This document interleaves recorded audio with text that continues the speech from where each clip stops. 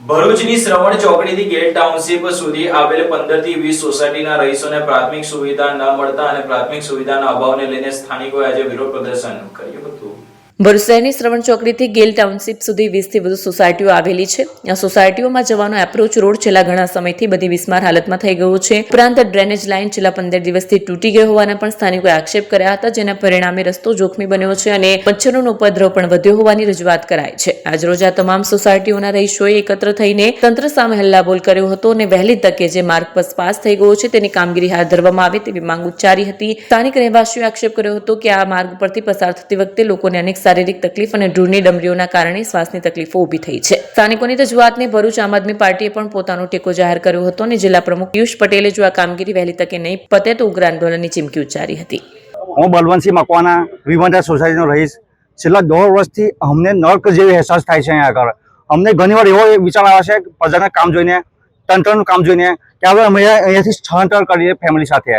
એટલી બધી હાલાકી ભોગવીએ છીએ।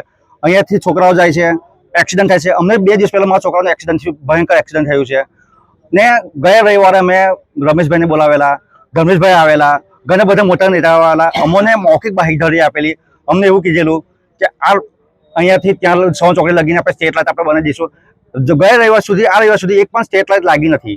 બીજું કે અમને આ ધૂળ ઉડે છે। અમને તો અત્યારે કોરોના જેવો અહેસાસ થાય છે। અમારે માસ્ક પહેર્યા વગર તો અમારથી કઈ કોઈ ઓપ્શન છે જ નથી અમારી પાસે।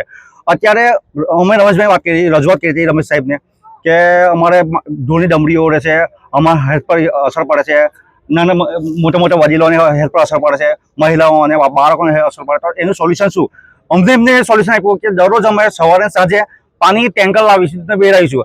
આજ સુધી એક સિંગલ ટેન્કર પર પાણીની છંટકાવ થયેલો નહીં। આજે આ પાણી અઠવાડિયાથી ભરેલું છે। આજે ખબર પડી કે આ લોકો ભેગા થવાના છે, મીડિયામાં છે ત્યારે આ લોકોએ મશીન પંપ લગાવીને ચાલુ કર્યું છે।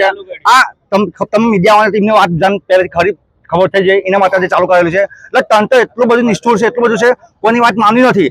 મેં જ ગયા રવિવારે વિડીયો ઉતારેલો રમેશ સાહેબનો। મને રમેશ સાહેબ એવી ચેલેન્જ આપેલી કે ભાઈ તું વિડીયો ના ઉતાર, તું મારી હંભો કેન્ડિડેટમાં આવી જા, હું તને પૈસા પાડવા તૈયાર છું। તો રમેશભાઈને મીડિયામાં આજે કહેવા માંગુ છે કે આપણે તમારી હંભો લડવા માટે રેડી છે। લગભગ 20 થી 25 સોસાયટીના પ્રમુખો અને ઉપપ્રમુખો અહીંયા ભેગા થયા છે અને આ જે શ્રવણ ચોકડીથી લઈને ગેલ ટાઉનશીપ તુલસી હોમ સુધીના રોડનું ટેન્ડર પણ પાસ થઈ ગયું છે, પણ એનું કોઈ પ્લાનિંગ વગર ટેન્ડર પાસ થયું છે એવું લાગી રહ્યું છે અમને। અને બીજું કે કામ કરતાં કરતાં ડ્રેનેજ લાઇન તૂટી ગઈ છે। છેલ્લા અઠવાડિયાથી અમે રજૂઆત કરી છે અને અહીંયાના તુલસી હોમના રહીશોને ડેન્ગ્યુ પણ થયો છે અને ઘણા બધા કેસો બહાર આવ્યા છે। છતાં તંત્રને 7 દિવસ કીધા છતાં પણ કોઈ પંપની વ્યવસ્થા કરતા નથી અને પાણીનું લેવલ વધતું જ જાય છે, ડ્રેનેજ પાણી, અને ખૂબ જ દુર્ગંધ મારે છે। અને બીજું કે સમસ્યા એવી છે કે સેફટીના નોર્મ્સ પણ પૂરા નથી કરતા સરકારી તંત્ર કે જેને કોન્ટ્રાક્ટ આપ્યો છે। અને પાણીના છંટકાવની વાત થઈ હતી એ પણ નથી કરતા। અને ત્યારબાદ કે અહીંયા કે ડમ્પરિયા આવે છે તો એટલી બધી ઘણી બધી ધૂળ ઉડે છે કે આપણા ફેફસામાં જાય તો ફેફસાને પણ નુકસાન પહોંચે છે। અને અહીંયા ગાડી કોઈ એક્સિડન્ટ થાય તો એના માટે એવું લાગે છે કે આપણે જ જવાબદાર છે પોતે જ, અને એ લોકો રાહ જોઈ છે કે ક્યારે એક્સિડન્ટ થાય અને એના માટે ખુદ આપણે જ જવાબદારી લેવી પડે એવું લાગી રહ્યું છે। બીજું કે લાઇટિંગની વાત થઈ હતી, અહીંયા રાત્રે લાઇટિંગ પણ ઝીરો છે, બિલકુલ લાઇટિંગ નથી અને અહીંયાના લોકો ટ્રાઇમાં પોકારી ગયા છે। આ છેલ્લા 3 થી 5 મહિનાથી આ વાતને પણ એક માટીનું ખોદાણ થાય છે, ફરી માટી નાખવામાં આવે છે અને ત્યારબાદ ફરી ખોદાણ કરવામાં આવે છે। શું કરવા માંગે છે એ સમજ નથી પડતી। સિમેન્ટના બોક્સો નાખ્યા, 2 વાર નાખ્યા, 2 વાર કાઢ્યા, તો આ તો પ્રજાના પૈસા વેરફાય છે એવું લાગે છે। બસ મારે એટલું જ કહેવું છે, એટલી જ વિનંતી છે કે અમારું આ જે ડ્રેનેજનું જે પાણી આ જે લીકેજ થાય છે એ કાઢી નાખે અને આવતા ચોમાસા પહેલા આ પ્રોજેક્ટ પૂરો થાય એવી અમારી વિનંતી છે તંત્રને। પિનલભાઈ, તુલસી હોમના પ્રમુખ છું। ભરૂચ શ્રવણ ચોકડીથી જે ગેલ ટાઉનશીપ વાળો જે રોડ છે, આ રોડનું કામ છેલ્લા 1 થી 1.5 વર્ષથી ચાલી રહ્યું છે। આ બાજુ સ્થાનિક જેટલા પણ લોકો રહે છે તમામ એજ્યુકેટેડ ભણેલા ગણેલા લોકો અને કંપનીમાં જોબ કરવાવાળા લોકો રહે છે। અહીંયાથી ઘણા લોકો નાના બાળકો અવર જવર કરે છે સ્કૂલે આવતા જતા. ઘણા પેરેન્ટ્સો એમના બાળકોને લેવા મૂકવા જ્યારે જાય છે ત્યારે ઘણી વખત એક્સિડન્ટના ઇન્સિડન્ટ બને છે. આ જે જગ્યા છે એ જગ્યા ઉપર છેલ્લા 1.5 વર્ષથી આ લોકો કામ કરી રહ્યા છે રોડનું. એમાં ગટરની જે વાત છે તો ગટર 2 વખત એ લોકોએ જે ડ્રેનેજ લાઈન નાખવાની હતી એ નાખી અને ફરીથી એ લોકોએ કાઢી છે.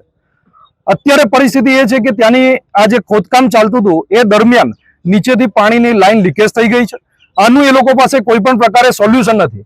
કોન્ટ્રાક્ટર કોના આશીર્વાદથી આ મનમાની કરી રહ્યા છે એ ખબર નથી, પરંતુ આપ મીડિયાના માધ્યમથી એટલું જણાવવા માંગુ છું કે આગામી દિવસોની અંદર જો ટૂંક સમયની અંદર આનું યોગ્ય નિરાકરણ નહીં આવે તો કોન્ટ્રાક્ટર અને નેતાઓ નહીં, પરંતુ હવે અધિકારીની ખુરશીના પાયા અમે લોકો હલાવવા માટે તમારી ઓફિસોની અંદર પહોંચી રહ્યા છે તમામ સ્થાનિકો સાથે.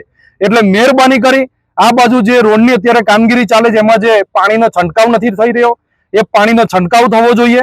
અહીંયા કોઈ પણ પ્રકારે એસ્ટિમેટનું બોર્ડ નથી મૂકવામાં આવ્યું. કેટલા કરોડની અંદર આ કામગીરી થઈ રહી છે એ સોસાયટીના અને સ્થાનિક જે જનતા છે એ લોકોને હક છે કે એ લોકો જાણી શકે કે કેટલા ટેક્સના રૂપિયાથી અહીંયા આ કામગીરી થઈ રહી છે. પણ એ પણ પૂરતી અહીંયા માહિતી મૂકવામાં નથી આવી. સેફટીના સાધનો પણ અહીંયા ઉપસ્થિત નથી. એટલે ખૂબ ગંભીર બાબત છે અને તમામ અધિકારીને પણ કહેવા માંગીએ છીએ આપ મીડિયાના માધ્યમથી, કોન્ટ્રાક્ટરોને પણ કહેવા માંગીએ છીએ કે મનમાની અમે ભરૂચની અંદર તો નહીં જ ચલાવી લઈએ. અને આગામી દિવસોની અંદર મેં કીધું એ રીતે કે જો ટૂંક સમયમાં આ કામની સ્પીડ ન વધારવામાં આવી ને યોગ્યતા ન જાળવવામાં આવી તો જે કંઈ અધિકારી છે અધિકારીના ખુરશીના પાયા હલાવવા માટે અમે તમારી ઓફિસે આવી રહ્યા છે. અસ્તુ. ભારત માતા કી જય.